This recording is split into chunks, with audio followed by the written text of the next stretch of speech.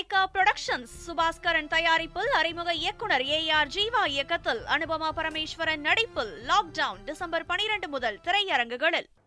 சென்னை எழும்பூரில் பழைய ஓய்வூதிய திட்டத்தை மீண்டும் வழங்க வேண்டும் உள்ளிட்ட 10 அம்ச கோரிக்கைகளை நிறைவேற்ற வலியுறுத்தி தமிழ்நாடு தொடக்க கல்வி ஆசிரியர் இயக்கங்களின் கூட்டு நடவடிக்கை குழுவினர் ஆர்ப்பாட்டத்தில் ஈடுபட்டனர்.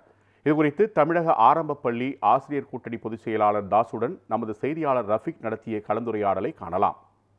சென்னை எழும்பூர் பகுதியில் இருக்கக்கூடிய ரவுண்டானா அருகே ஆசிரியர்கள் தமிழ்நாடு முழுக்க இருக்கக்கூடிய கல்வித்துறை இருக்கக்கூடிய ஆசிரியர்கள் அனைவரும் ஒன்றிணைந்து தமிழ்நாடு தொடக்க கல்வி ஆசிரியர் இயக்கங்களில் கூட்டு நடவடிக்கை குழு சார்பிலையும் மற்றும் டிக்டோ ஜாக் குழுவினர் அமைப்பின் சார்பிலும் இருக்கக்கூடிய தொடர்ச்சியாக போராட்டத்தில் ஈடுபடக்கூடிய ஆசிரியர்களுடைய முக்கியமான பிரதான கோரிக்கைகள் பற்றி தற்போது கேட்டறிவோம்.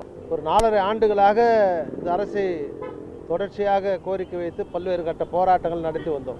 மாண்புமிகு அமைச்சர் தலைமையிலே கிட்டத்தட்ட 4-5 முறை பேச்சுவார்த்தைக்கு நாங்கள் ஈடுபட்டோம். கல்வித்துறையுடைய செயலாளர் 3 செயலாளரிடத்தில் பேச்சுவார்த்தை ஏற்படுத்து.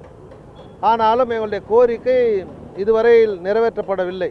ஒரு 10 கோரிக்கையை தருவதாக அமைச்சர் வாக்குறுதி கொடுத்திருக்கிறார். உடனடியாக அதை நிறைவேற்ற வேண்டும் என்று கேட்டுக்கொள்கின்றோம்.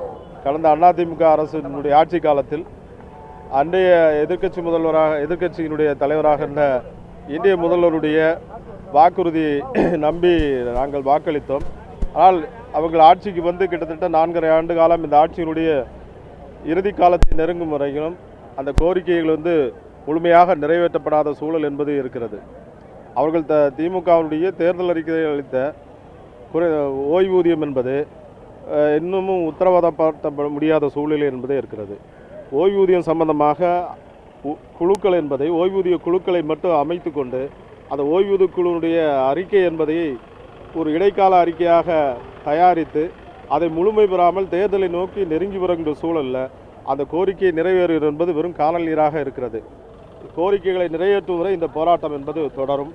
2021 தேர்தல் வாக்குறுதியில இப்ப தற்போதைய முதலமைச்சர் நாங்கள் ஆட்சிக்கு வந்தால் அரசு ஊழியர்கள் ஆசிரியர்கள் ஊழியர்களுக்கு எல்லாத்துக்குமே பழைய பென்ஷன் திட்டத்தை அமல்படுத்துவோம் அப்படின்னு சொல்லி வாக்குறுதி கொடுத்திருந்தாங்க. அதை ஆட்சிக்கு இன்னைக்கு 4.5 வருஷ காலம் கிட்டத்தட்ட ஆட்சி முடிய போகிற நேரத்தில் கூட இன்னும் குழு போடுறோம் அப்படிங்கிற வகையிலேயே அது வெற்று அறிக்கைகளா இருக்குது. அதை கலைந்து எங்களுக்கு பழைய பென்ஷன் திட்டத்தை திரும்ப அமல்படுத்தணும் அப்படிங்கிறது பிரதான கோரிக்கையாக இருக்குது.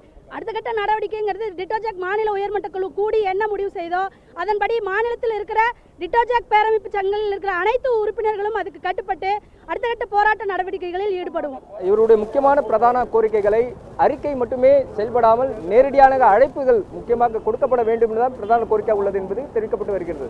தமிழ் செய்திகளுக்காக ஒளிப்பதிவாளர் பிரபாகருடன் செய்தியாளர் ரஃபிக்.